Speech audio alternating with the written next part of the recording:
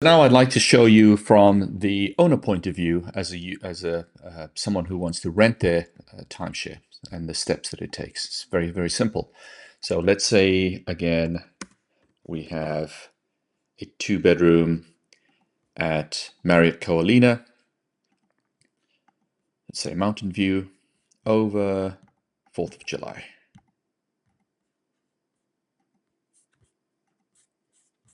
Okay, so there we have, and let's take a quick comparison. So Marriott itself has it listed at $1,539.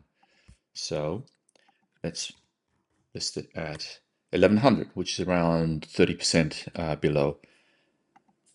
There will be occupancy fees in Hawaii, which is collected locally.